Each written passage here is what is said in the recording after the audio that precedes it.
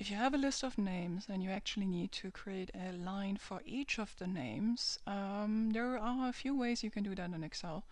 And in this case, a teacher asked on Reddit how you can create 3 lines for each of the entries because they need to deliver that to the school in this specific format.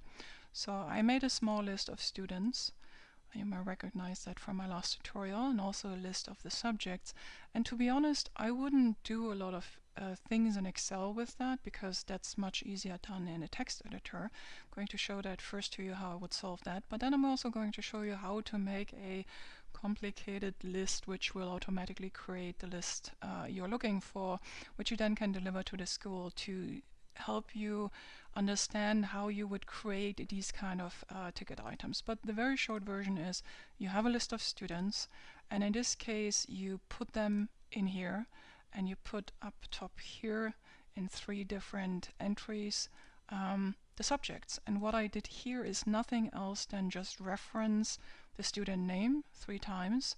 I referenced per formula the 3 subjects in this one line with absolute references. So when I copy that down, it actually will stay the same.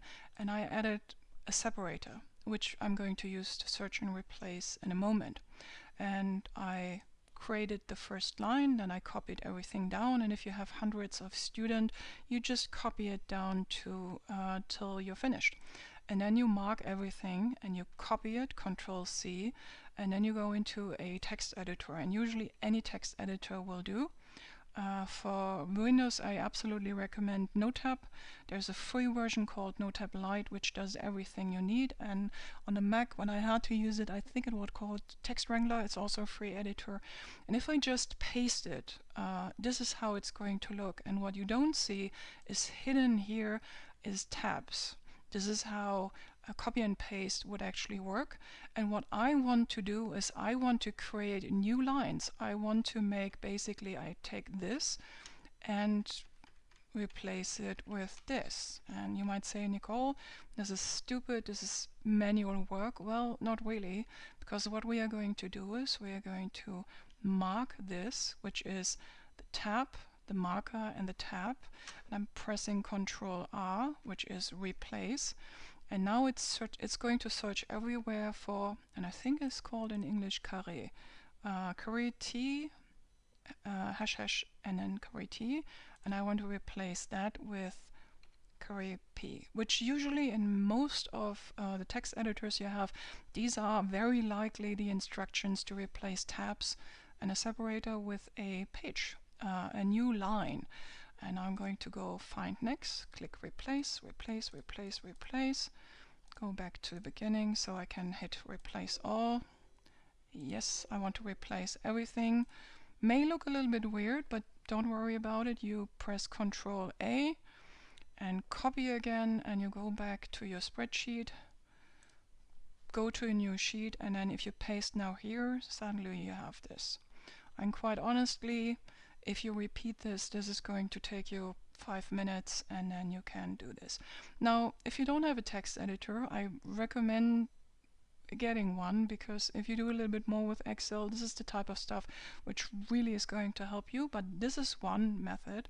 Another method actually is to create the list and repeat the numbering and use a Vlookup, and the result is going to look like this.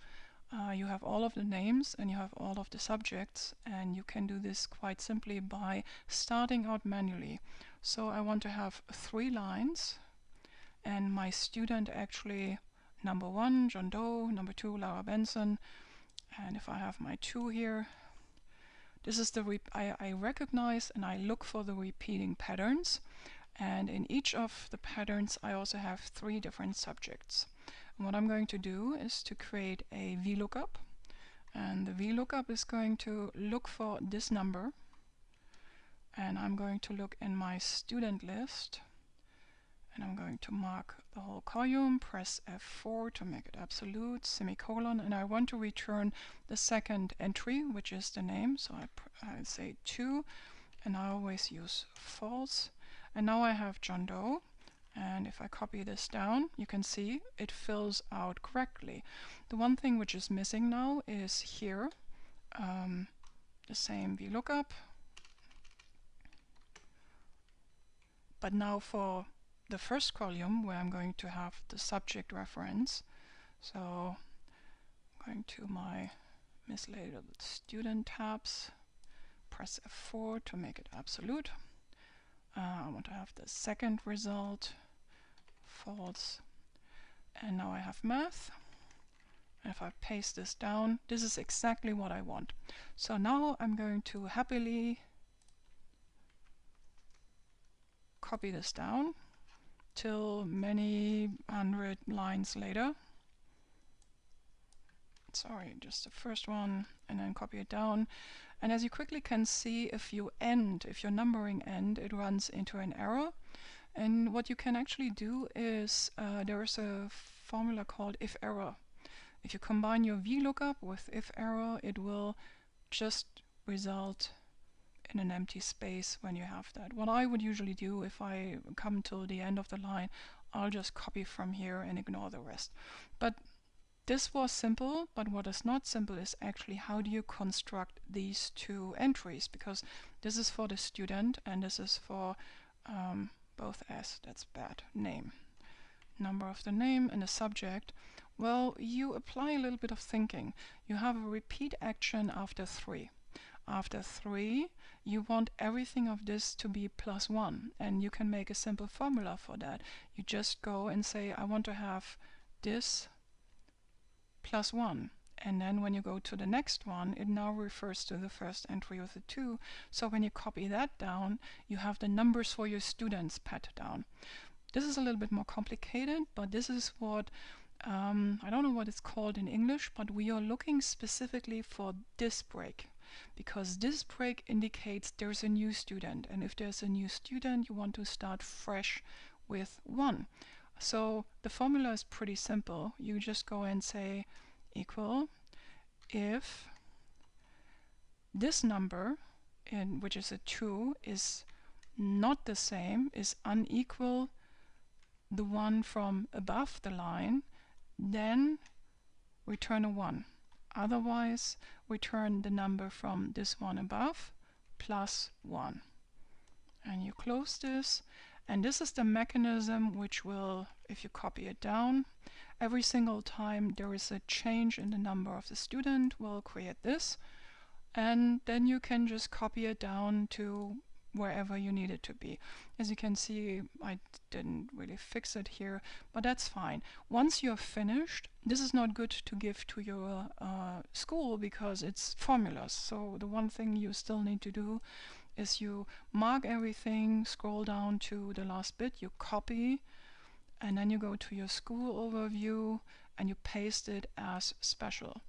Another version would just be to mark everything. Sometimes simpler. Go here, mark everything, paste special, and then,